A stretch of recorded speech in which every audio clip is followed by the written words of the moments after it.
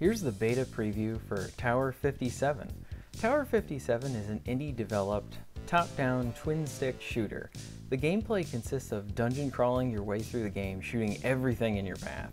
The game allows you to choose different personalities for your avatars as you're playing the game. So the game has many different characters. Here are the characters in Tower 57. We have the beggar. The first thing that I love about this guy is right when you choose the beggar, it immediately is like, spare change, and it's hilarious. I like that they put this like little bit of humor into the game like that, and plus you're playing the game as a beggar. It's just neat that they kind of have this offhanded humor like this. It kind of adds to its awesome quirkiness. Or you can choose the diplomat, which basically looks like Abraham Lincoln with a badass cigar, and you start off with a flamethrower. I mean, that's awesome. Or you can be the Don, who is dressed very fashionably for all the action, has a nice trench coat and fedora, and is equipped with a Tommy gun. And any video game with an awesome Tommy gun automatically is extra awesome in my book. Or you can be the officer, the badass cop, and guess what? She has really awesome sunglasses, like I don't want to mess with her. Or you can be the scientist. Yeah, she looks kind of innocent, but guess what? She can heal her teammates, and she's got a lightning gun. Like that's freaking awesome. Or lastly, you can be the spy, who has a cool cloaking ability, is just all around badass.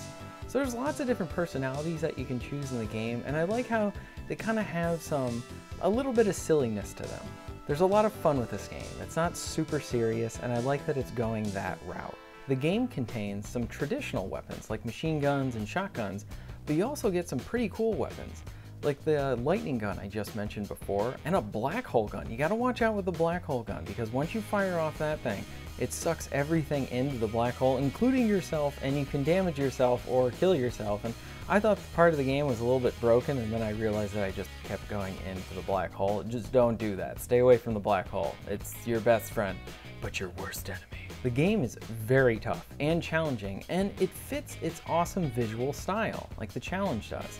As you can see from the visuals, the game is very reminiscent of a 16-bit SNES game, like that kind of era. And I love these visuals, and I like that this game isn't exactly going for having, the most stellar graphics in terms of power, but it's kind of going from an artistic approach. And I like that so Tower 57 has a very simplistic and strong gameplay to it. It really is very fun and addicting, and it has nostalgic visuals. But what's funny is by having nostalgic visuals, oddly enough, it sets itself apart from everything else on the market, I would say. Immediately it catches your eye. You're like, is this an old school game that I just missed back in the day?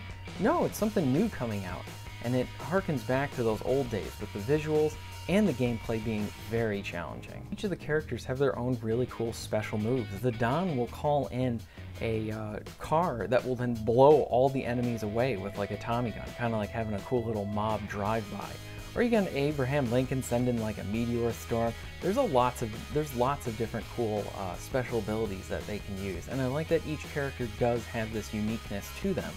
Also, what's neat in the game is that players can lose their limbs, like their legs and arms, and then get those replaced with robotic body parts. So now they're stronger, less likely to get broken. I do like that they have this in there, and it seems like there's going to be some decent progression in the game.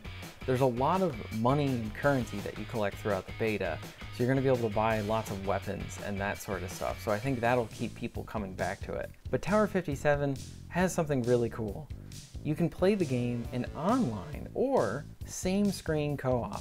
And offline is also available on PC. I know that isn't always the case, that there's offline or split screen multiplayer, but here it's there. And this is particularly awesome because co-op just creates awesome replay value for a game. So now it's that, oh, I'll play through this on single player, my friend comes over and he's hanging out. Now the both of us can play the game together, and it's really cool that they give you this option. I'm a huge fan of offline multiplayer, so it's always a huge plus when I see something like this in a game. So right here, I gotta give them big credit for including this. And if you're enjoying what you're seeing, the game is coming out later this year, and I will say that overall this game it's simplistic in a great way, and it's also really enjoyable to play. The game's coming out later this year on PS4 and Xbox One and PC. So I want to say thank you very much for watching. If you enjoyed this video, please hit that like button, and if you'd like to see more content like this, please subscribe, and I'll see you next time.